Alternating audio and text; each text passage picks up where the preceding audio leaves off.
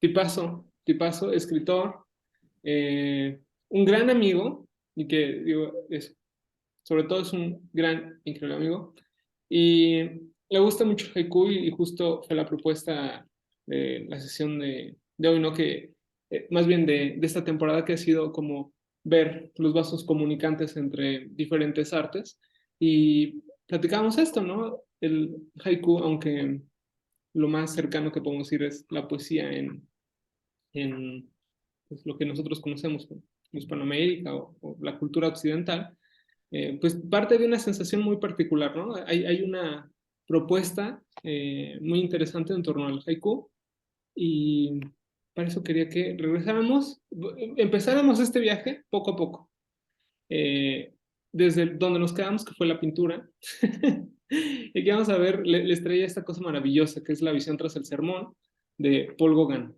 ¿no? Y es una cosa maravillosa porque aquí está un ángel combatiendo al diablo en una pose de sumo, ¿no? Eh, Mucho tiempo se tardarían los estudiosos en darse cuenta de eso, en que estaban representados luchadores de sumo, ¿no? Mientras contrastando en toda esta energía alrededor con unas espectadoras que son fervientes, ¿no? Y que están como teniendo estas visiones. Un ángel luchando en pose de sumo. Y con eso quiero compartirles que desde ahí llama la atención como todo este tema, ¿no? Eh, ¿Cómo es que a nosotros nos ha llegado obras espectaculares y una percepción particular sobre Japón, ¿no? Un lugar que realmente duró muchísimos siglos, aislada literalmente, ¿no? Eh, Justo estas obras que ahora vemos hasta en emojis, ¿no? Es un emoji, o sea, este ya es la obra que lo logró, o sea, Van Gogh no tiene esto, por más que lo querramos, ¿no? Eh, pues sin embargo, Hokusai sí lo tiene, ¿no?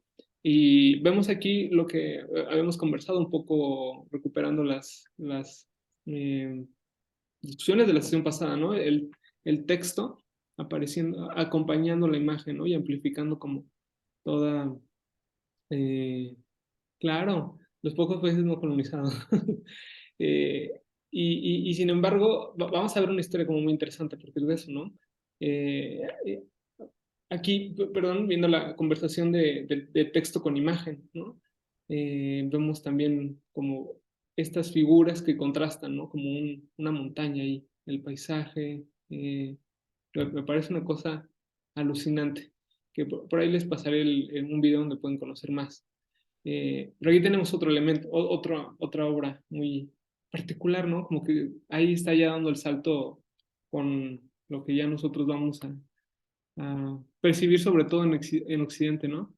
Eh, y lo que sucede es que en 1854 hay una presión militar estadounidense que hace que Japón se abra y empiece a comercializar cosas, sobre todo especias, ¿no? Que van a dar en Europa. Y con ello, bueno, chocan con algo maravilloso, que son los impresionistas, ¿no? Que Paul Gauguin es, digamos, uno de los primeros alumnos maravillosos de los impresionistas, pero eh, ante un pasado en mucho silencio, ¿no? Y con mucha distancia, eh, pues finalmente aquí empieza a abrirse toda esta situación de Japón hacia el mundo, ¿no? Y vemos este constante diálogo, ¿no? Este también es muy bonito. Eh, Paul Cézanne, ¿no? Reinterpretando todo un motivo japonés, ¿no? Y acá una cosa que también está increíble, que es Renoir, literalmente recuperando esta obra de Paraguas, ¿no? Eh, José Martí, cuando va a ver a los impresionistas en Nueva York y dice, aquí los gringos están invirtiendo en el arte, en arte de gente muerta, y ojo aquí porque esto es acumulación innecesaria de dinero y están pagando fortunas. Eh, bueno, una de las cosas que reconocen los impresionistas es los japonismos de Renoir, ¿no? O sea, no hay cosa más maravillosa que eh, esa influencia, ¿no? Y ese conversación que sucede en, ya en un mundo pues que ha tenido una revolución, pues varias revoluciones, ¿no? Importantes y en las que Japón empieza a surgir poco a poco y que desde ahí empiezan a aparecer nuestros, nuestros textos, ¿no? Porque algo interesante de pensar todo esto es cómo nos llega a nosotros algo que se ha cultivado durante mucho tiempo, ¿no? Lo que no conocemos, ni siquiera el lenguaje, ni siquiera podemos leerlo, o sea, otros idiomas más o menos podemos intuir cómo suenan, pero vemos las grafías japonesas y estamos fritos, ¿no? Eh, y para acercarnos poco a poco a nuestra sesión, sobre todo porque Mario nos podrá ya eh, acompañar a esto, a profundizar como en qué es el haiku. Eh, Les traía este texto por irnos aclimatando. Y mientras les preguntaba algo muy interesante, ¿no? Que vamos a ver cómo tiene que ver con todo esto y es, ¿cuál es su estación favorita del año? ¿No? ¿Cuál es su estación favorita del año? Y quisiera que antes de leer, nos compartieran cuál fue su respuesta, cuál es su respuesta y si conocían el haiku. Y platíquenos un poco sobre por qué eligieron esa temporada y cuando se sientan a gusto, pues procedemos a leer. Eduardo, no sé si te gustaría contarnos tu primera. Oli. Perdón por no prender la cámara, es que estoy cocinando lo que voy a cenar antes de irme a trabajar. Entonces estoy así como que entrando y saliendo de escena, entonces mejor para no estar haciendo eso. Pero bueno, continúo. Sí, ya conocí el haiku y mi estación favorita es el otoño, porque me encantan los colores ocre y porque es la estación donde empieza a morir todo, ¿no? Empiezan a caer las hojas y puedes aplastarlas y hacen ruido cuando las aplastas. Oh, Y se ven todas las parvadas que se van. Por eso me encanta el otoño, justamente. ¿Qué elemento te gustaría decir que es tu top? Así, las parvadas, las hojas, Ay, las hojas, las hojas. definitivamente. Sí. Qué bello. Eh, ¿Te gustaría leer tres párrafos de más bien este primer texto completo, por favor? ¿Yo? Sí. Va, sí. Eh, Fragmento de elogio del refrenamiento. En 1986, en un hospital de Alemania, después de escuchar un diagnóstico terrible, sentí la infinita tentación de descomponerme, de gritar mi angustia e impotencia. Vino entonces a mí un íntimo reproche y me sentí la única impureza en ese cuarto aséptico. Años después, sobreviviente ya, convertí esa frase en un verso y lo continué en otras líneas. Mas no, mas no patetices, eres hijo de no dramatices. El japonés se acabó, picado por el cáncer más bravo que las águilas, sin dinero para la morfina, pero con qué elegancia, escuchando, con qué elegancia las notas, mesuradas primero y luego con mil precipitándose. ¿Podría subirlo un poco? Es que ya me tapa la... Ajá. Precipitándose del cotó a la hora radial de la colonia japonesa. Esta conducta de imperdurable serenidad ante una situación límite compuso desde muy antiguo el modo de ser de nuestros padres. Ellos crecieron escuchando historias de samuráis que luego nos repitieron. Las enseñanzas implícitas de los argumentos abundan en la dignidad ante las situaciones límites y particularmente ante la muerte. Abrevio aquí una de esas historias que mi padre contaba. Dos samuráis amigos habían acordado combatir juntos para defenderse mutuamente las espaldas. En una batalla, uno de ellos fue flechado en un ojo por los arqueros del bando contrario. El herido se dejó caer cerca de un árbol mientras su compañero dejaba la espada para auxiliarlo. Se dispuso a poner su zapatilla en el lado sano del rostro de su amigo para fijarlo y tirar la flecha. El herido lo detuvo con un gesto y susurró: Nadie, ni tú, honorable amigo, puede poner su zapatilla en mi cara. Enseguida le indicó que lo ayudara a recostarse en el árbol para esperar con majestad la muerte. Buscar una muerte. ¿Podrías continuar y cuando acabes el texto contarnos si ya conocías sobre el haiku y tu estación favorita y por qué? Hasta ahí. Va. Sí, Em, yo, ¿verdad? sí. Buscar una muerte digna y no dejar el cadáver en una posición vergonzosa es parte del espíritu del Bushido, aquel conjunto de normas éticas con los que los samuráis gobernaron durante 7 siglos el Japón. Con el tiempo, las normas también pasaron a determinar la conducta de la sociedad civil. El Bushido nunca fue escrito, pero estaba en el espíritu de todos los japoneses y se transmitía de modo consuetudinario. Sospecho que la influencia de mi padre también está en la contención del lenguaje que me place practicar. Sé que es imposible explicar convincentemente por qué un poeta escribe como escribe, pero estoy convencido de que el fraseo poético nace de nuestro modo de ser, no de los estilos literarios. Podemos abrirnos a todos los ideales de poesía, pero se decanta en nosotros el que coincide con nuestra personalidad y se procesa con nuestra biografía. Percepciones poéticas y lenguaje acaso sean anteriores a nuestro primer y ya lejano poema. ¿Ese también? Sí. Acaba, Chikamatsu. ¿Mm? acaba el texto. Ok, ok. Chikamatsu, el gran dramaturgo de Bunraku, perdón, a comienzos del siglo XVIII, dijo: cantar los versos con la voz preñada de lágrimas no es mi estilo. Considero que el fatos es eternamente una cuestión de refrenamiento. Cuando todas las partes de un drama están controladas por el refrenamiento, el efecto es más conmovedor. Creo que mi padre nunca conoció a Chikamatsu. Eh,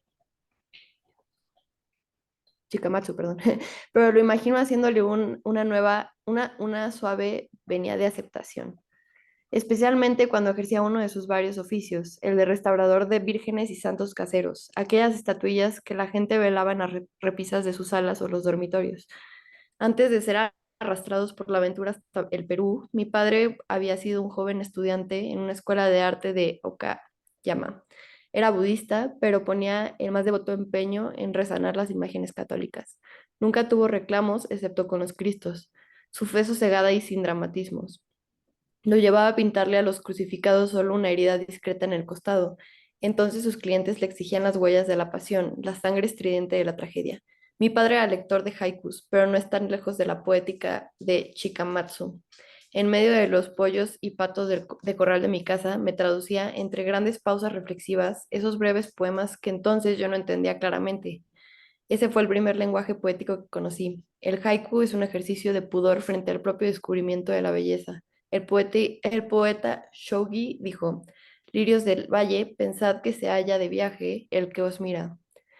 Shugi no quería que los lirias se percataran de su presencia porque al estar allí se sometía al riesgo de tener que escribir el poema. Teóricamente, el Haijin o escritor de haikus preferiría no tener que escribir su hallazgo poético. Desearía que todos los hombres estén junto a él y que todos unánimemente tengan la misma instantánea percepción, pero está solo. Entonces, sin afectaciones y del modo más notarial posible, intenta provocar o reproducir en el lector la experiencia que a él le fue revelada. José Watanabe. Y de si ya conocía los haikus, he escuchado hablar de los haikus, pero realmente nunca he tenido como un acercamiento. Entonces también por eso estaba muy emocionada por este sesión.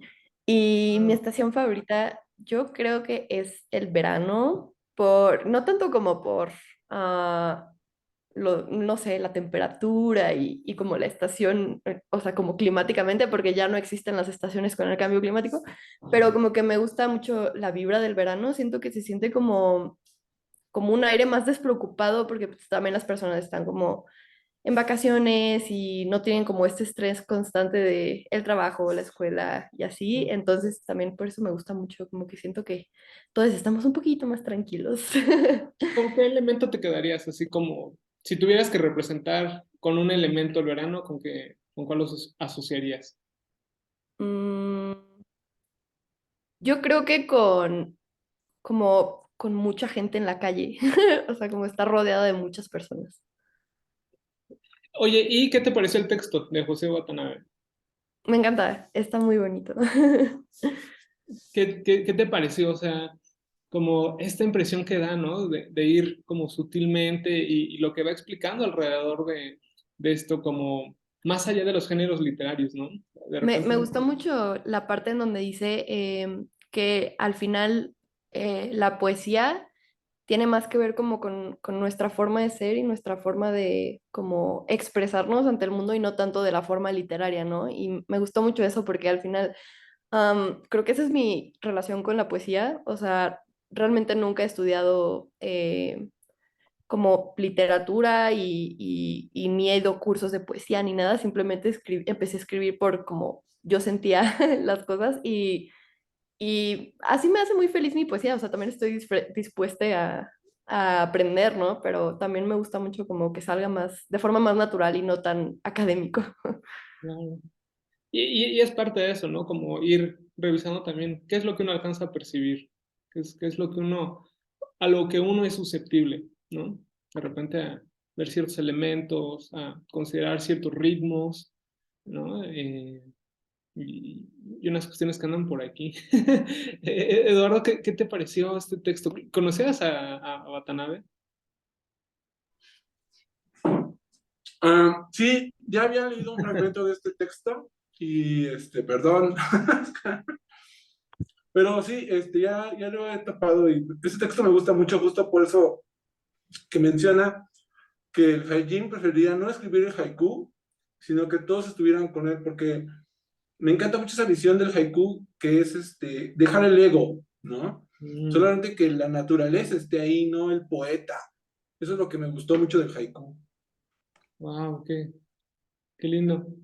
Eh, y justo me parece una forma muy interesante de empezar a acercarnos, ¿no? Y de aclimatarnos, que es finalmente lo que va a suceder, ¿no? El texto, en su versión completa, profundiza más en este tema familiar de Watanabe, ¿no? Es hijo de padre japonés y madre peruana, ¿no? Y habla justo sobre la migración que sucede a partir de pues estas intromisiones coloniales eh, y presiones, ¿no? Importantes en las que Japón no, de estar en un desarrollo muy particular, ¿no? Tiene una historia, tiene un tiempo diferente, o sea, hay que hablar de edades y hacer una serie de cálculos que, pues, la verdad, a algunas personas no se nos da.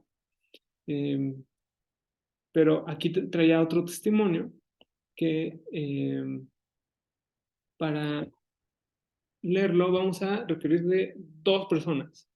Y creo que ni Celsin ni Diego han participado. Entonces, eh, Celsin, ¿te gustaría contarnos eh,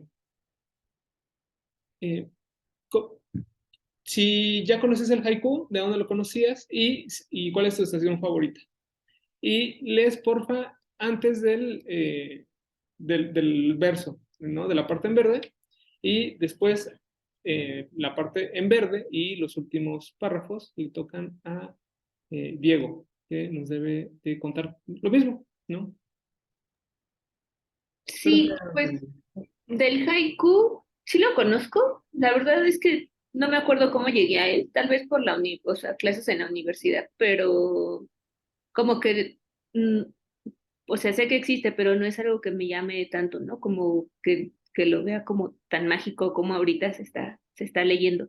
Y mi estación favorita, pues la verdad es que antes sí era así como bien otoño, pero estos últimos años me gusta mucho la primavera. O sea, me gusta sentir cómo pasa el frío y llega el calor y ver cómo todo empieza a florecer y todo se llena de colores, de muchos colores. Eso, por eso me gusta últimamente la primavera. Los colores de algún lugar de algún objeto o de... no, Pues más bien de cómo todo deja de ser como que se ve frío, las plantas, sí, así como medio, pues solo verdes, así, y que se llevan a todas las plantas reverdeciendo, ¿no? Y todas las plantas con muchos colores, o sea, los colores de la naturaleza que no solo es verde, ¿no? Eso es lo que me gusta. qué es lo opuesto a, bueno, eso decía un poco Van Gogh y Artaud, ¿no? El amarillo y el verde. Me parece muy interesante como dice salto de otoño, que se suele asociar con el color amarillo a la primavera, ¿no? lo opuesto, o sea, y que justo el verde ahí como muy presente, me parece muy lindo. Ujú. ¿Leo? Sí, por favor. Va. Los latinos tenemos la tendencia a cierta retórica heredada de Roma y confundimos a veces la elocuencia con la poesía. Los poetas japoneses me enseñaron la concisión, la economía verbal, el arte de la reticencia y el silencio. Fue una gran enseñanza. Entre mis maestros están algunos poetas japoneses, sus diarios de viaje del poeta japonés Basho, salpicados de pequeños poemas. Los haiku me encantaron desde que los leí. Vuelvo a ellos con frecuencia y traduje uno sin saber en absoluto japonés, Sendas de Oku, y tiene un texto introductorio llamado La tradición del haiku que dice cómo habrá de leerse a continuación. Es un ensayo reciente, no, en un ensayo reciente, Donald King señala que esta intermediación es un rasgo constante del arte japonés e ilustra su afirmación con el conocido haiku de Basho. Y Diego, ¿podrías terminar de leer y contarnos un poco lo que pensaste con las preguntas del día?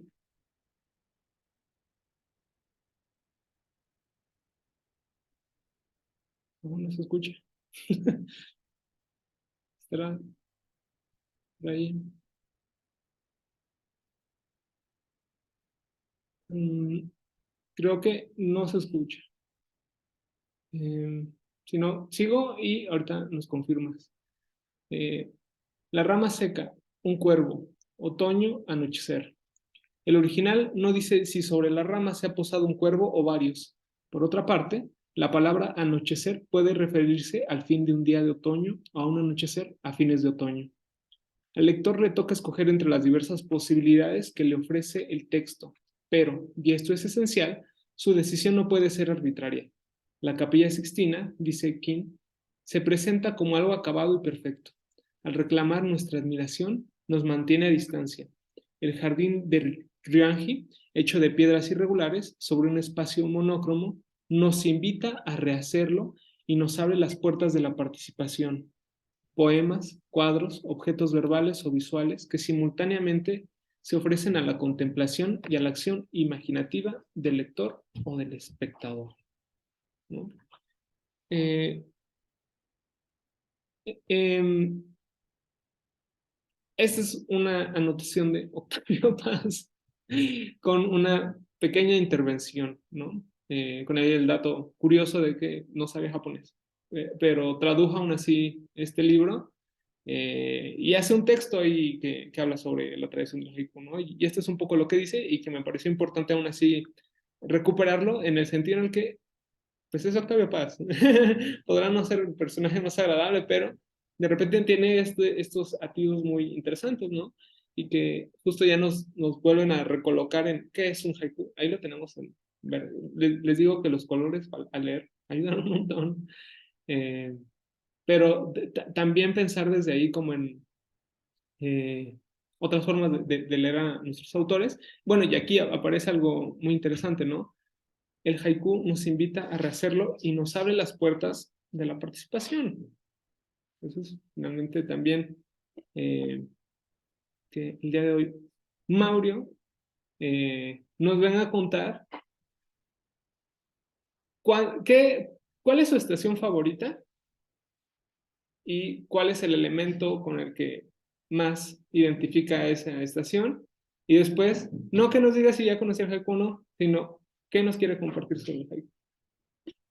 Sí, bueno, claro, híjole, no sé por dónde empezar.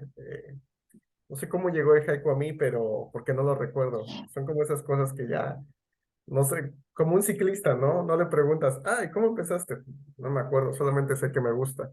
Y, pero más adelante les contaré algo que me gusta mucho del haiku. La estación que más me gusta es el otoño y ahorita también aprecio mucho el verano. El otoño, pues obviamente por la tradición del haiku, ¿no? Es como que la que más se emparenta con el arte del haiku, con el género. Como decía Eduardo, me gusta mucho por su reflexión, por lo, lo interiorista que es en el aspecto de- valga la redundancia, de su reflexión, ¿no? Este momento en el que si bien todavía no es la muerte o no se acaba como ya es el invierno, sí es una transición y sí es algo en lo cual pensarse. Es muy reflexivo. Me voy a ir con lo clásico, con lo un poco básico. Me gusta mucho las hojas, tengo por ahí varios haikus que atienden a las hojas caídas, pero no es el único. Y bueno, también el verano también me gusta mucho precisamente por abrazar el lugar donde vivo, aquí en la Riviera Maya, y últimamente es como que abrazar eso, ¿no? La tradición, ¿no? No ser tan huraño y saber que está ahí, ¿no? Que también, al igual que el otoño, pues el verano es lo contrario, ¿no? Que es la felicidad absoluta y la eterna cadencia, ¿no? Igual tengo varios haikus, bueno, no, a ese tengo menos, pero tengo algunos haikus acerca del mar, de la playa y sobre la relajación. Entonces, eso, esos son mis dos, ¿cómo se dice? Mis dos elementos favoritos, mis dos estaciones. Y bueno, ya me voy de corrido, ¿no? Faust. Nada, aquí es la filosofía del book club, siempre será el más que nada un comentario, pero además por ser invitada especial, comentario es como tú gustes. Ok, Simplemente como tú gustes. bueno, pues vamos a empezar. Aquí. Ok, ustedes me dicen si se ve bien, ¿de acuerdo? Si todos pueden leerlo. Nos vamos aquí primero. Entonces, ¿de dónde sale el haiku? Bueno, el haiku es una tradición milenaria de Japón, ¿no? Se está escribiendo casi desde el siglo VIII, o por lo menos son los antecedentes más viejos que se tiene. Pero antes no tenía, bueno, en esos tiempos tan primigenios, no se tenía una concepción o no se tenía una regla como tal, o al menos no se sabe bien. Es hasta un milenio, casi un milenio después, así en el siglo XVII, donde ya el haiku se empieza a hablar y de una forma religiosa y de una forma espiritual, principalmente porque son los monjes budistas en los que lo toman y lo abrazan en su cotidianidad. Entre ellos, el más famoso, ya dijimos, Basho, también está Kobayashi Isa, Buso, Shiki y Shiyoni, que como verán más adelante, porque obviamente es el canon, porque obviamente es lo que se conoce y pues machismo, se van a hablar de pocas mujeres acá, pero Chiyoni tiene esa, ¿cómo se llama? Esa particularidad que es una de las pocas mujeres que en el antiguo Japón que se conoce que cultivó el haiku, ¿no? Bueno, si bien algunos se pelean entre qué corriente filosófica y religiosa habrá sobre haiku, hay algo que está clarísimo y que está. El haiku es ante todo contemplación, la captura del momento, del instante, del aquí, del presente, de la hora. Eso más que nada es el haiku, ¿no? Su relación con la naturaleza y con el instante, más allá de la corriente filosófica y religiosa que se quiera impregnar, que también es muy importante, pero ante todo, váyanse con la idea de que es el instante, la captura, la percepción. Vamos a leer rápidamente algunos de estos haikus antiguos. ¿Quién quiere empezar? Celsin, ¿te animas? ¿Quieres leer los de Basho? Sí, ¿cuál es el primer? Las ¿Todos de los de la, esta? las de la columna de la izquierda. Ok, va. Matsuo Basho. Luna de agosto, hasta el portón irrumpe la marejada. Aroma del ciruelo, de repente el sol sale, senda del monte. Eduardo, ¿quieres leer los de Kobayashi Isa, porfa? Cayó boca arriba la cigarra de otoño y sigue cantando. Abriendo los picos, los pajaritos esperan a su madre, la lluvia del otoño. Bien. Eh, Fefe, ¿te animas a leer los de Buzón? ¿Buzón? O... Bueno, Eduardo me va a corregir aquí, porque... Tarde lánguida vino a posarse un faisán al puente. Tarde de otoño, también hay alegría en estar solo. Fausto, ¿te avientas lo de Shiki, porfa? Qué distinto el otoño, para mí que voy, para ti que te quedas. Sobre la campana del templo, posada, brillando, una luciérnaga. Vamos muy rápido, pero me gustaría, si alguno tiene un comentario de los haikus, bueno, perdón, pero este de Shiki me conmovió mucho. No sé si alguno quiere comentar algo de los haikus que leyó, de los que se han leído. ¿Nadie? Yo no es tanto un comentario, sino más una pregunta, pero ¿por qué se vincula tanto con el otoño? ¿Por qué se vincula tanto con el otoño? Por lo reflexivo, por lo reflexivo. Porque mucho, el haiku se vincula con la reflexión de lo que se está viendo. Entonces, más que nada por eso se vincula. Y porque Basho escribió muchísimos al otoño. ¿Nadie más? Pues Como un a mí me parecen, ay, perdón, Fausto, vas. Me parecen como muy reflexivos Claro, y muy, muy brillantes. O sea, como dice todo, en tarde de otoño también hay alegría en estar solo. Es como, ay, güey, ¿no? O sea, qué reflexivo y hasta tanto filosófico como nombrar todo lo que se siente en una entre la alegría y la soledad y esto del otoño, como el otoño al final siendo como nostálgico, pero llevándolo, ¿no? A que también puede ser alegre y además en soledad, que la soledad también a veces es vista como algo muy triste, ¿no? Porque siempre hay que estar acompañado y así, entonces poder nombrar todas estas emociones en 3 líneas me parece muy bonito. claro. Muchas gracias. Eduardo, ¿ibas a decir algo? No, como justo eh, que la contención que tiene, ¿no? Creo que me parece muy lindo como pensar desde ahí el texto, como un elemento muy particular. Y eso es lo que Claro. detona ya todo el mundo, ¿no? Vamos a andar en ello un poquito más adelante. ¿Te quieres, de una vez ya que tomaste la palabra, Fausto, aventarlos de No Shigio? Claro. Por el arroyo corre tras su reflejo una libélula. Al que la corta, le otorga su perfume, flor del ciruelo. Precioso, precioso. Pues bueno, pero todo eso está muy bien, pero el haiku que nos atañe ahorita es el haiku en español, porque pues obviamente, bueno, a excepción de Eduardo no lo sé muy bien, pero ninguno de nosotros sabe bien japonés. Vamos a hablar del haiku en español, ¿no?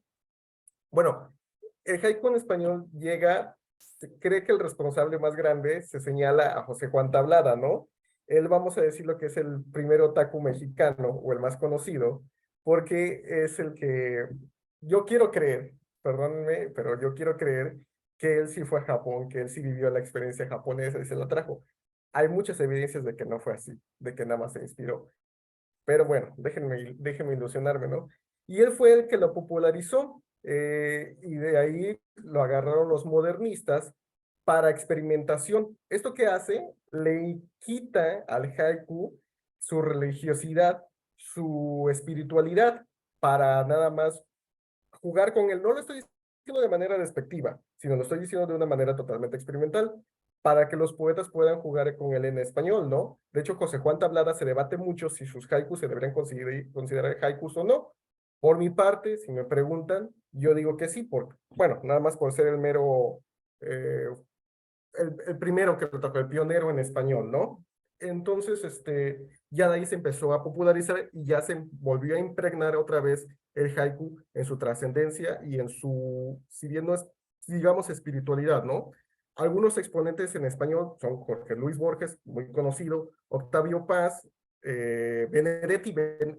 Tengo que hablar de Benedetti, sus haikus no me gustan, pero yo ahorita cuando exploremos más qué lleva un haiku, diré por qué no me gustan los haikus de Benedetti. Vicente Aya, que Vicente Aya es un gran, aparte de gran escritor de haikus, es un gran estudioso del tema. Alfonso Cisneros Cox, José Watanabe, los dos son peruanos y los dos tienen una gran importancia, los quiero recalcar aquí, porque cultivaron el haibun. Luego diré que es un haibun. Y los dos son peruanos y son de familia japonesa, tienen raíces japonesas. En Perú hay una gran comunidad japonesa. Andrés Neumann, que igual lo voy a retomar después, y la gran maestra Cristina Rascón Castro de México, que actualmente es la maestra más popular de haiku, al menos aquí en el país. Entonces vamos a aventarnos igual algunos haikus de los más conocidos. Vamos a empezar con José J. Tablada. Voy a problematizar un poquito aquí en cada autor, ¿de acuerdo? ¿Quién quiere empezar con José Juan Tablada? ¿Nos vamos como el mismo orden? ¿Celsin? Espera, perdón. Antes de que lea, perdón, vi que se integró Elisa. Eli, ¿nos quieres platicar para integrarte cómo si conocías el haiku? ¿Qué estación te gusta? Si puedes hablar.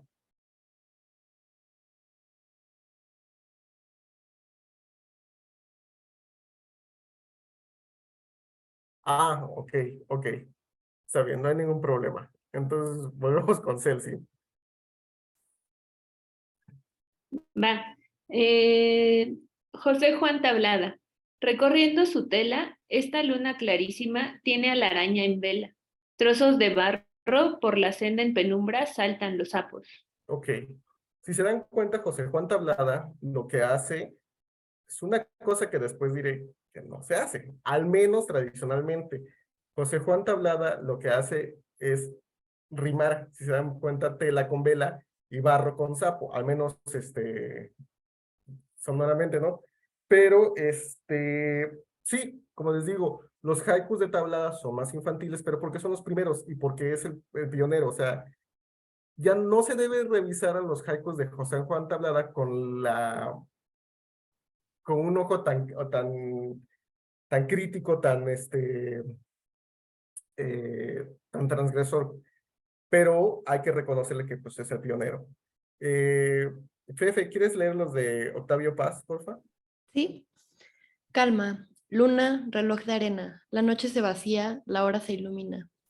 Sobre la arena, escritura de pájaros, memorias del viento. Ok, con Octavio Paz pasa una cosa curiosa, que creo que es lo que quería exponer Eduardo hace rato. Octavio Paz, aunque hay que reconocerle ¿cómo se llama? Hay que reconocerle su trascendencia y su aporte al estilo, bueno, al género, hay que, hay que saber que él no sabía japonés. Los poemas que tradujo, los haikus, los tradujo del inglés.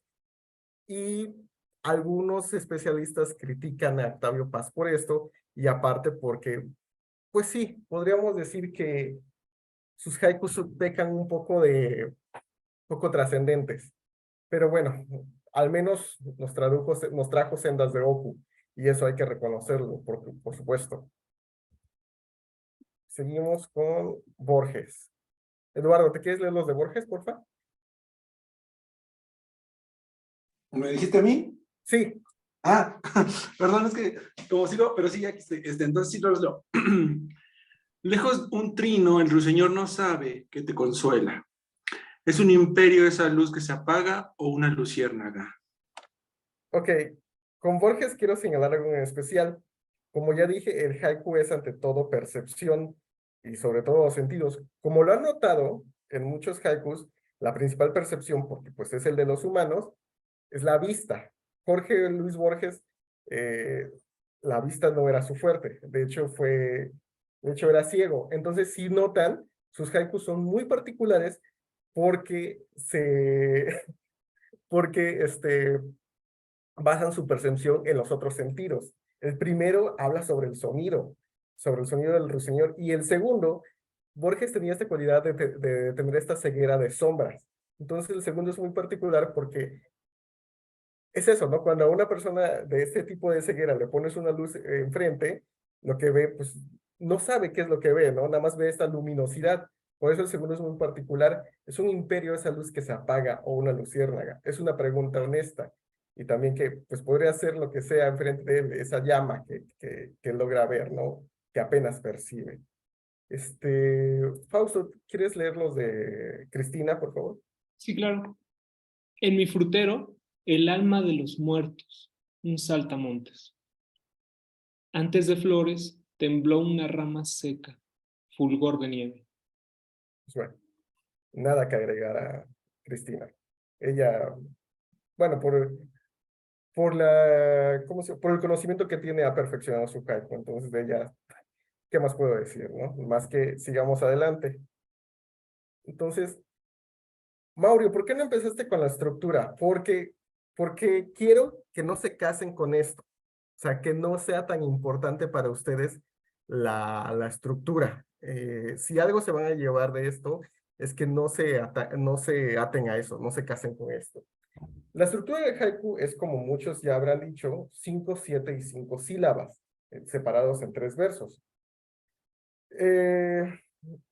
Como vemos, el primer poema, Vientos de Marzo, la estela de los patos entre ahuehuetes, y podemos más abajo ver cómo se divide entre 5, 7 y 5 sílabas en 3 versos. Y también, como cualquier poema en español que se ciñe a la métrica, también se le agrega una sílaba cuando termina el verso en aguda y se le resta una cuando termina en esdrújula. Hablo de las sílabas. Y obviamente, como esto también es autopromoción, también voy a agregar aquí algunos poemas míos. Fefe, ¿quieres leer los de la derecha, por favor? ¿Sí? Ay, perdón, es que ya, iba a estornudar, pero no pude. Am, Viento de marzo. ¿Sí, no? No, ¿Ese? los de la derecha. Estos. Un charco, un mar. Al barco de papel le da lo mismo. Voló la brasa creyéndose luciérnaga hasta extinguirse. Como ven, en el primer haiku, el primer y el segundo verso terminan en aguda, por lo que le agregan una sílaba, y así tenemos 5, 7 y 5. Y en el segundo haiku, luciérnaga, que es esdrújula, se le resta uno y seguimos teniendo 5, 7, 5. Pero les digo, no se casen con eso. Por eso es que no empecé. Normalmente muchos, por lo menos talleres de haikus empiezan con esto, pero quiero que sea lo menos importante para ustedes, ¿de acuerdo? Lo que sí es importante es el kigo y la cesura, que esos sí son elementos importantes dentro del haiku. De nueva cuenta, son haikus míos, pueden juzgarlos como quieran, o sea, nada más no me lo digan en este momento, claro. Eduardo, ¿quieres leerlos de la izquierda, por favor?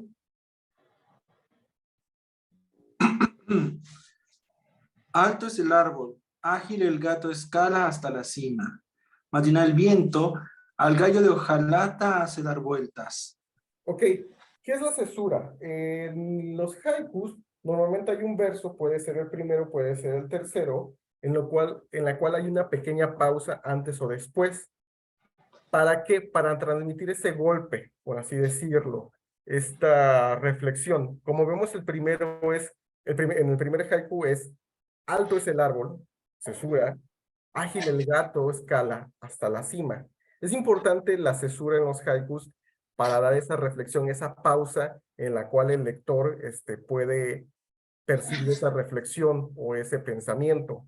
Matinal viento, al gallo de hojalata hace dar vueltas. De nuevo cuenta, parece que solamente vamos a hablar de la presencia, del viento, de la temporalidad, cuando se quiere hablar de otra cosa. Al gallo de hojalata hace dar vueltas. ¿Qué es lo que causa, qué es lo que provoca ese viento, ¿no? Y el kigo es un elemento importantísimo dentro del haiku. De hecho, se dice que sin kigo, o sea, con razón, sin kigo no hay haiku.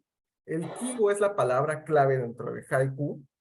Puede estar en cualquiera de los 3 versos, que le da temporalidad. Es muy importante para el haiku tener una temporalidad dentro de eh, en su escritura.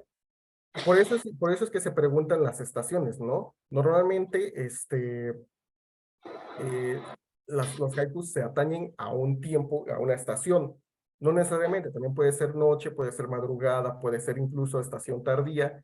Como son diferentes las estaciones japonesas, y más en el tiempo en que se escribieron, hace siglos, también se habla de estaciones como primavera tardía, primavera temprana, primavera estacional.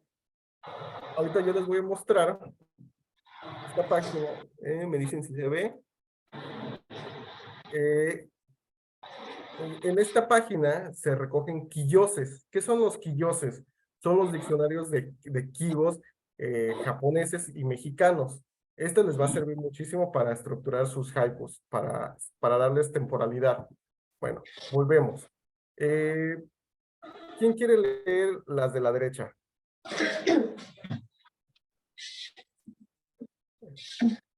Eh, yo leo el de la derecha, ¿no? Ok. Digo, son las luciérnagas, una constelación a ras del suelo. Sin desprenderse, vuela un par de libélulas, una sobre otra. Ok. En estos dos haikus señalé lo que son los kigos. En el caso del primer haiku son las luciérnagas. Y en el segundo, las libélulas, porque son los elementos que nos dan la temporalidad. Si nos vamos a los quilloses, en cuanto aquí está.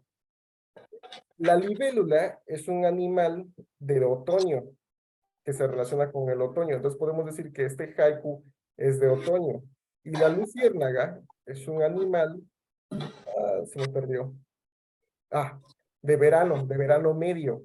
Entonces podríamos decir que este haiku que incluye a la luciérnaga es de verano. ¿Ok? Bueno, adelante. ¿Qué hace bello al haiku? Bueno, esto igual lo mismo. No quiero que se casen con estas, con estas reflexiones, con estos parámetros, porque esto es como lo convencional, no es precisamente lo que debe ser, porque en el haiku no debe ser algo, o sea, no hay algo rígido, porque en el momento en que es rígido, deja de ser haiku, ¿ok? Pero normalmente por convenciones, la ausencia del yo poético, como bien lo dijo Eduardo, cuando uno escribe haikus, lo que es importante es lo que existe, lo que se percibe, pero sin que pero sin que el yo poético esté presente. ¿Qué quiere decir esto? O sea, los haikus que dicen yo o que me señalan a mí suelen ser un poco más menos favorables, ¿no? Menos bellos, por así decirlo.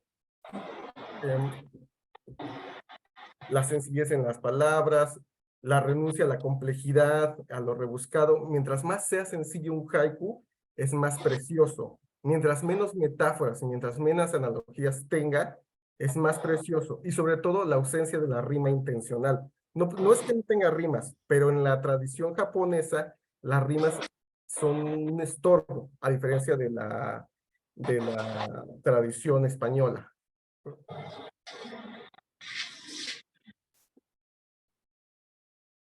Ok, vamos a el haiku, ¿dónde se escribe o dónde se empieza a elaborar? En lo cotidiano, en la naturaleza. Por eso es muy importante que el haiku se hable ¿cómo se dice? En la cotidianidad. Por eso a mí me gusta mucho escribir haikus en lo que llevo recorrido, en el senderismo, en la cuestión de caminar en los parques. Ahí es donde se escriben los haikus. Esto les va a servir muchísimo, porque normalmente todos salimos en algún momento, salimos al parque, salimos a dar un paseo, salimos en camino a la escuela, puede ser en un coche, puede ser en un camión, puede ser donde sea, y ahí es donde se empieza a escribir haikus, ¿no? Entonces, tengo aquí algunos ejemplos que yo escribí, que Eduardo escribió, y que algunos hemos escrito en nuestra cotidianidad, que es donde les digo, no, por eso están acompañados de fotografías. ¿Por qué? Porque para percibir esos momentos en los que el paisaje o lo que estamos viendo o viviendo en ese momento nos inspira. Celsin, ¿quieres leer los dos primeros, por favor? Sí. Así dice, suena, adormece el romper de las olas, siesta en la playa. En medio de árboles, unos ruinosos muros pronto han de caer. Perfecto. Eduardo, ¿quieres leerlos? Fausto, dime. Sí, que no sé si puedes contarnos también, pues eso, en qué momento sucede esta inspiración, porque es muy interesante, ¿no? También conocer Sí, desde ahí me adelanto. Sí, me una... adelanto. Lo iba a hacer un poquito más adelante con el momento de las recomendaciones, pero quiero decir, el haiku está en todo momento y el haiku sirve muchísimo para estar presente, para estar en el momento y la inspiración va a llegar. O sea, la inspiración llega y ya ustedes lo único que tienen que hacer es acomodar las palabras. O sea, llega en el momento en que se perciban y en el momento en que estén presentes. No sé si les ha pasado los que manejan o los que están haciendo algo como cocinando, están haciendo las cosas en automático y de repente les cae el 20 de que, estoy manejando, estoy cocinando, porque ya lo tienen como tan acostumbrado hasta que se hacen presentes. Lo mismo pasa con el haiku. O sea, hasta que se dan cuenta que están aquí y ahora y que están rodeados de lo que sea que estén rodeados, pueden ser árboles, pueden ser pajaritos, puede ser una calle, lo que ustedes quieran, ahí va a estar. Y entonces lo único, las Es muy palabras, interesante porque justamente creo que desde ahí nos vincula también incluso con el pensar, pues ahora mismo, ¿no? En la naturaleza y las cosas que están sucediendo actualmente. Eh, Creo que desde ahí una práctica del haiku, incluso como lo propones, desde una perspectiva como eh, estar siempre al pendiente, ¿no? Como una suerte de explorador, biólogo del siglo XIX, ¿no? claro, Y creo que desde ahí es una oportunidad también que se puede ejercitar en este preciso momento, sí, ¿no? sí, Eh, por supuesto. que puede suceder también, ¿no? Estamos en primavera, está sucediendo algo, eh, creo que puede ser un experimento muy, muy interesante. Ay, Claro. se sigue compartiendo tu pantalla. Perdón. Este, Sí, perdón. A mí se copió. Perdón. no te preocupes. Ahí está. Ya, disculpe. Pepe, ¿nos quieres acompañar con los otros dos haikus, por favor? ¿Sí? De su presencia, de poco a... Perdón, otra vez. De su presencia, de a poco el muro llena la enredadera. Cientos de pasos al fondo de la calle, nubes doradas. Sí. Como ven, como lo pueden percibir, es igual. O sea, son haikus que se agarran en el instante, que se toman en la inspiración de lo que está ocurriendo en ese momento.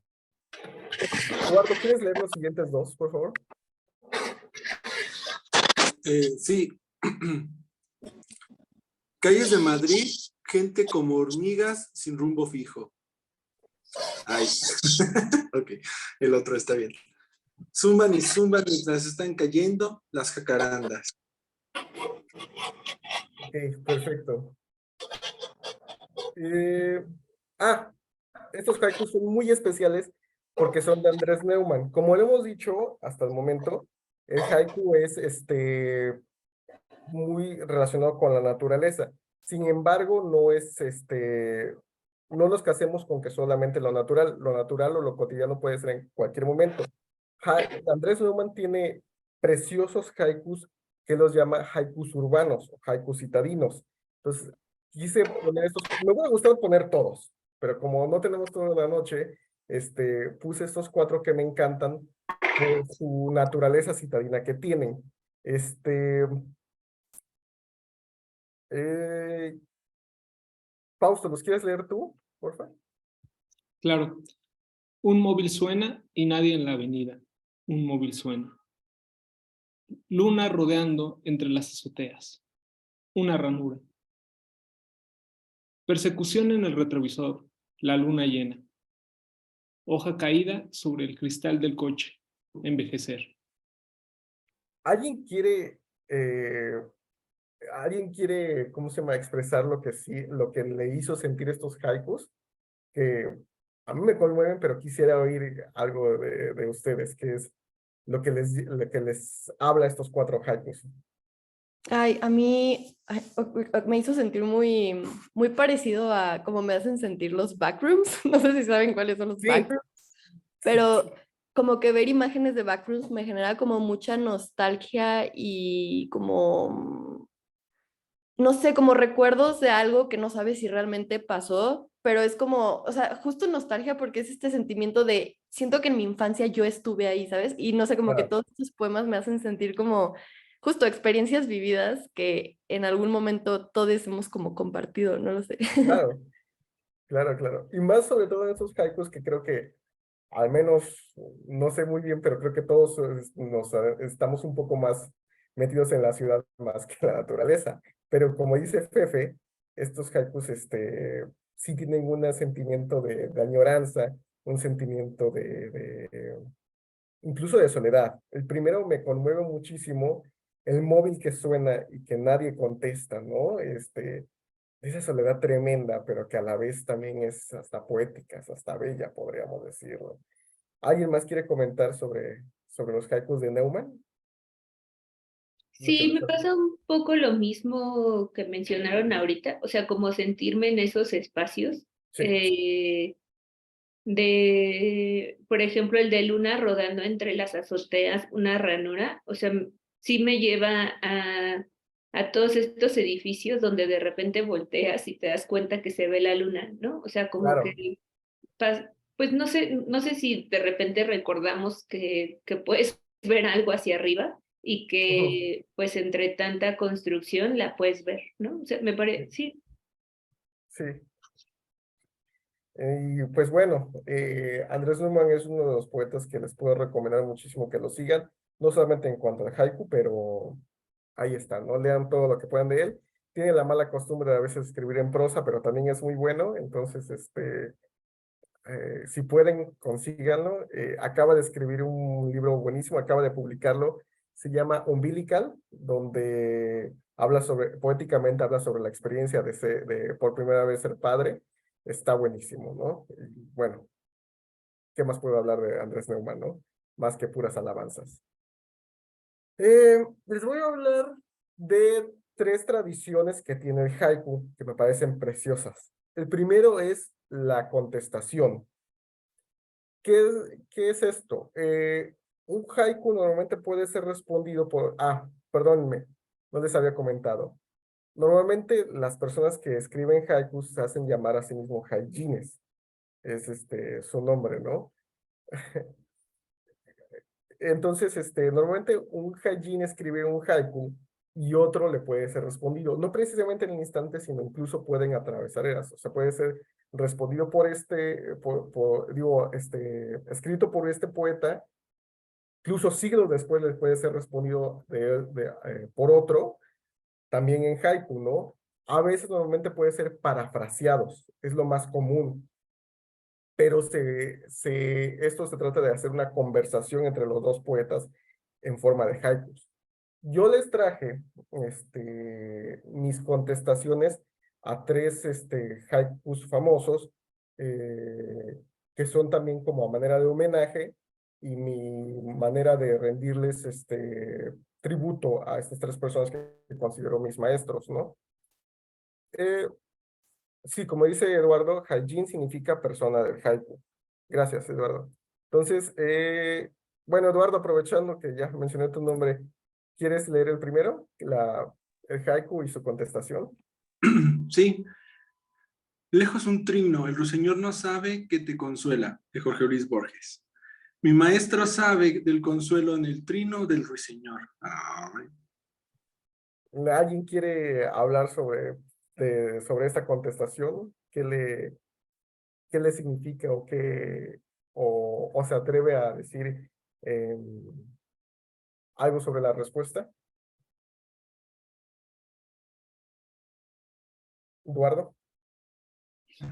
pues lo estaba dando un poquito de vuelta, pero justo es como aceptar que la naturaleza a veces nos puede consolar, ¿no? Claro, Porque nos trae, o sea, yo concuerdo contigo de la idea del haiku es tenernos en el presente y el ahora, ¿no? Y a veces el pequeño ruido de un ave nos recuerda que pues también si ella puede resistir, ¿no? Todo el embate de la naturaleza y el mundo, pues también nosotros podemos resistir un poco, ¿no? Bueno, para mí eso evoca, ¿no? Ese como consuelo también, ¿no? Como ese conectar con la naturaleza, porque pues al final el ave está transmitiendo su sentir, ¿no? O ujú, sea, lo que sea. Y es lo que intentamos nosotros también como captar.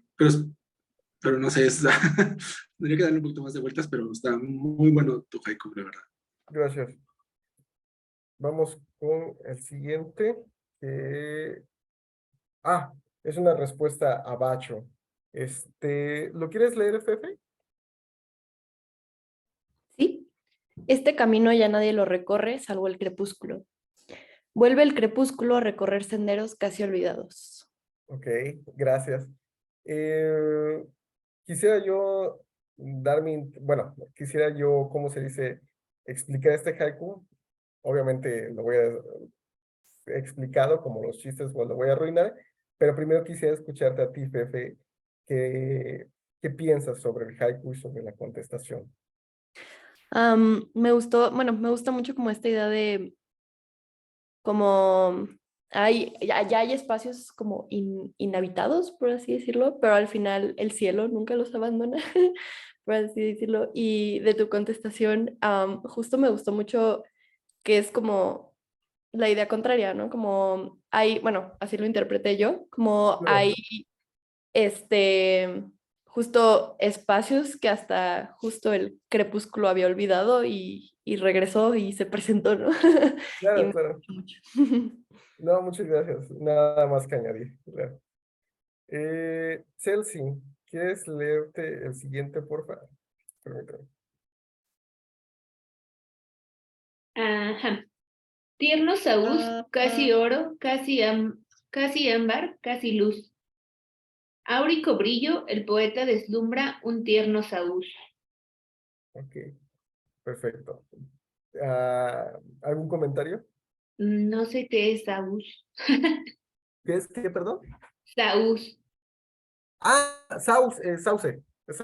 Ah, Nada más. mm, así es que lo sigo leyendo, la verdad. O sea, como que me parece un poco difícil porque no sabía que era saúz. Bueno, continuamos. Ok. El Haibun, la tradición del Haibun. Bueno, les voy a decir algo, una verdad. El haiku, como lo conocemos, es una mentira. ¿Por qué? Porque tanto Basho como Kobayashi Isa, como todos los monjes, no escribían haikus nada más escribiéndolos. O sea, nunca se escribieron nada más por escribirse. Normalmente lo que hacían los monjes budistas zen es que llevaban consigo un haibun. ¿Qué es esto? Es un género que se ha cultivado, bueno, normalmente solamente se ha cultivado en Japón en esa época. Y lo que hacía el haibun es que tú llevabas a manera de diario, a manera de cuaderno de viajes, a manera de relatoría, lo que día a día, o por lo menos en ciertos momentos, los monjes budistas experimentaban a lo largo del día. Es decir, este día, no sé, coseché, este día hice un paseo por el bosque, por el charco, y entonces, ¿cómo se dice? Cerraba normalmente con un haiku. Eso es el resumen, a manera de la entrada, escribían todo y el haiku era el cierre, era su firma, por así decirlo, ¿no? Eh, la última tradición que les quiero enseñar es el Jisei. Eh, Eduardo, ¿puedes leerlo, por favor? Ah, sí, un viejo estanque, se zambulle una rana, ruido de agua. Los Jisei son haikus muy especiales porque el Jisei es el haiku que va a servir a manera de epitafio. Es la forma de despedida en que el Haijin se despide del mundo, o sea, es su despedida. Y normalmente es como que el último haiku que se escribe antes de la muerte. Sí, cerramos con un tema un poquito escabroso y un poquito tenebroso. Y ya, para ir cerrando, les dejé 3 recomendaciones en internet por si quieren ahondar en este tema del haiku. Está Haiku Kigo, de la maestra Cristina Rascón Castro, donde están los dos quilloses, un quillose japonés y por primera vez un quillose mexicano, para que, ¿cómo se dice? Para que tomen inspiración para escribir más haikus. El segundo es el Rincón del Haiku, de donde saqué la mayoría de las traducciones que les presenté hoy. Es un sitio buenísimo desde casi 20 años, español, donde normalmente se habla y se escribe sobre haikus. Buenísimo, también se lo recomiendo muchísimo para ver cuáles son los haijines actuales y que están escribiendo en este momento. Y bueno, un espacio para el haiku, un pequeño espacio en Twitter. Si tienen Twitter, pueden colaborar allá con haikus, con artículos, con escritos acerca del tema, ¿no? Está en Twitter y lo pueden buscar como un espacio para el haiku en las comunidades. Finalmente, ya, algunos últimos consejos para que sigan escribiendo haikus. Y son muy básicos. Diviértanse, no se lo tomen tan en serio. Normalmente, como les dije antes, las cosas llegan. Esto es algo muy, muy básico. Van a llegar las cosas cuando ustedes están en silencio, cuando ustedes nada más estén contemplando, las palabras van a llegar y lo demás es nada más jugar Tetris, es nada más ir acomodando. No busquen la perfección, porque eso es horrible.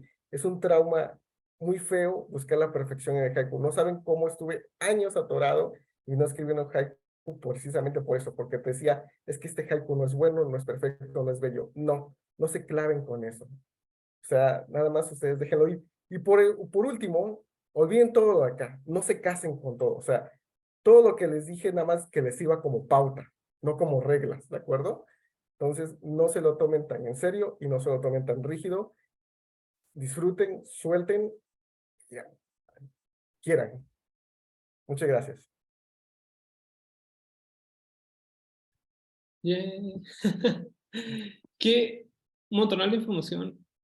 Creo que justo eso es muy particular la visión que puedes proponer, en un sentido en el que además amplificaste la percepción en torno a lo que de repente uno no puede percibir, ¿no? Que es como todo el mundo en tres versos, ¿no? Y que además parte de una visión muy particular que es estar atento al menos como a una emoción, una sensación, ¿no? Y nos devuelve al momento. Creo que en ese sentido es muy interesante también pensar en las respuestas que cada uno dio y está muy interesante porque además están ahí los elementos que Mauri muy bien nos ha comentado, ¿no? Que son, ya tenemos una ubicación temporal, ya tenemos, es decir, el verano, el otoño y la primavera. Nadie escogió invierno, me sorprendió eso. Nadie dijo, yo soy fan del invierno porque inserte aquí, porque yo tampoco me lo puedo imaginar. Eh, Es que es Seguramente muy triste. sí, ¿verdad? Es, no sé si, por ejemplo, diría que el verano es tan opuesto al otoño, ¿no? En el sentido en el que el verano de repente es una vida absurda, ¿no? Todo reverdece de repente a lo bruto y es ahí como demasiada vida y todo y se muere y se mata entre ella. Pero eh, creo que es muy interesante, ¿no? Y poner como un instante este preciso momento, ¿no? Creo que esa es la invitación muy particular que surge a partir de este pues, diálogo, ¿no? Que hay. Y la estrella, creo que ya no nos da tiempo, pero no quería dejarlo sin compartirles esto que encontré. Es una maravilla que creo que justamente esos elementos que preguntábamos pueden detonar en un haiku con algunas pequeñas pautas y que van a ver que ya las tienen. Es una excusa de quédense 10, 15 minutos y escriban su haiku en este preciso momento. Primero, determine el instante de escribir. Ya lo tenemos, ¿no? Puede estar relacionado con un fenómeno de la naturaleza como el verano, el otoño, invierno o cualquier instante de la vida cotidiana. Eduardo había hecho de las hojas de otoño. Ahí está. Celsin, me gustó mucho que dijeras primavera, pero también, más bien, el otoño y la primavera, ¿no? Creo que estaría muy interesante. Además, los colores de las plantas, ya tienes tu elemento muy particular. Y creo que se pueden ir jugando con esas cosas, ¿no? Y punto B, el primer verso debe presentar el espacio descrito. Para ello, lo mejor que pueden hacer es observar. Observar ayuda tremendamente a encontrar el misterio de lo cotidiano, que no debe entenderse como lo común, sino como aquello que muchas veces, por cuestiones de nuestra vida postmoderna y llena de cosas y pendientes, no logramos captar. El vuelo de un pájaro, el amanecer, el ruido del celular que nadie contesta, ¿no? Que uno sí percibe que está por ahí. O la alarma del coche que nadie se quiere robar. Si no, serían lo suficientemente hábiles como para robárselo, ¿no? Etcétera, etcétera.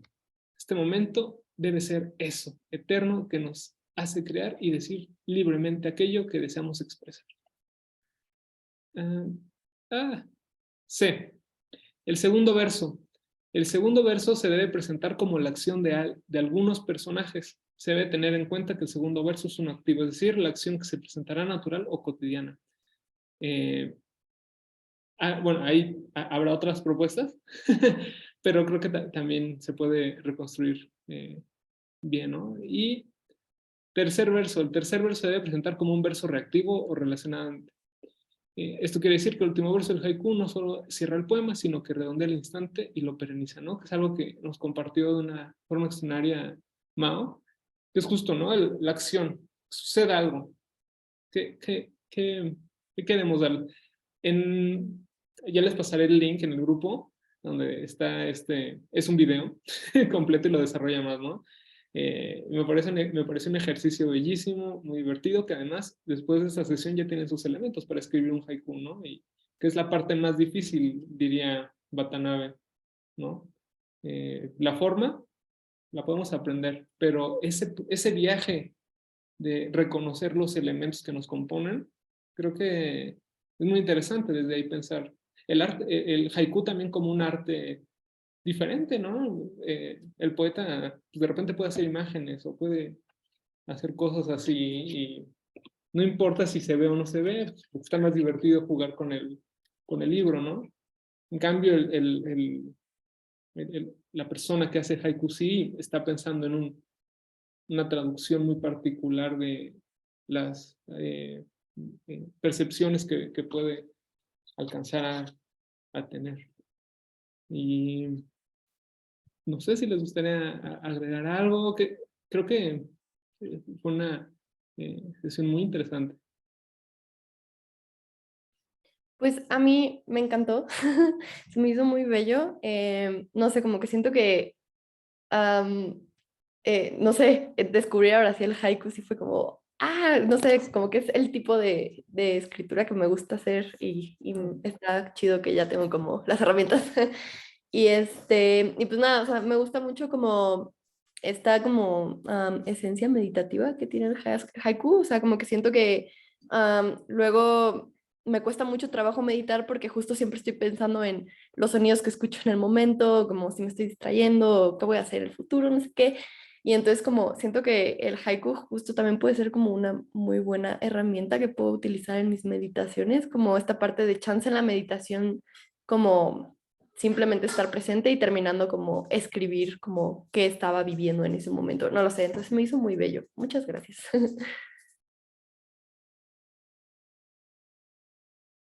Muchas gracias. Y justo, qué bonito quedarse con eso también, ¿no? Es ese elemento que nos hace sobrevivir y con el que empezamos también, ¿no? Cómo dejar de producir, porque uno se hace bien güey y de repente no se da cuenta que produce sin querer producir, ¿no? Uno produce imágenes en Twitter, en Instagram, en cosas que además uno termina creyéndose esas cosas y pues, termina mal, ¿no? Pero uno siempre está produciendo. Es más bien pensar en el haiku y en este tipo de perspectivas como, de nuevo, eso es lo que nos rescata, nos hace ser como más humanos y no, y no dejar que la máquina se automatice por ella misma, cuando es lo que se supone que tiene que hacer, ¿no? Creo que entonces es como muy interesante y pues, muchísimas gracias a todos por conectarse, por compartir y pues eso, por acá andaremos. Muchas gracias. Muchas gracias. Estuvo muy bonito. Gracias a ustedes. Muchas gracias. Nos vemos. Nos vemos la próxima. Perdón. Se me fue una. Tenemos un par de anuncios. El primero, por supuesto, es contarles que la próxima sesión vamos a hablar sobre baile. No, va a venir un invitado que es poeta, bailarín, performance, le encanta el slam poetry y es un tipazo. Ya me parecía muy interesante si vamos a leer algunos poemas que hablan sobre bailar. La verdad es que es difícil relacionar esas cosas porque usualmente la gente que lee no siempre baila o no siempre baila públicamente, ¿no? Y cuando sucede es algo mágico, ¿no? Dice Nicanor Parra, bailar es pensar con el cuerpo. Entonces vamos a ver qué sucede cuando un poeta se levanta de la silla y se pone a bailar. El 8 vamos a ver poemas sobre lectura, el 15 sobre gastronomía y el 22 vamos a cerrar con poesía sobre música. Entonces también como desde ahí va a estar muy interesante. Cada uno tiene invitados especiales, pero para entusiasmen poco a poco, nada más les quiero adelantar del baile. Y pues contarles también que después de nuestra temporada, de esta temporada de Book Club, vamos a tener otra cosa como parte derivada de esto y que impulsa como estas plataformas, que va a ser un curso teórico práctico de artefactos textuales y autopublicación. ¿Y a qué se refiere toda esta palabrería estúpida? Que si quieres venir a publicar lo que tú quieras, es el momento. No necesitas saber escribir siquiera, ¿no?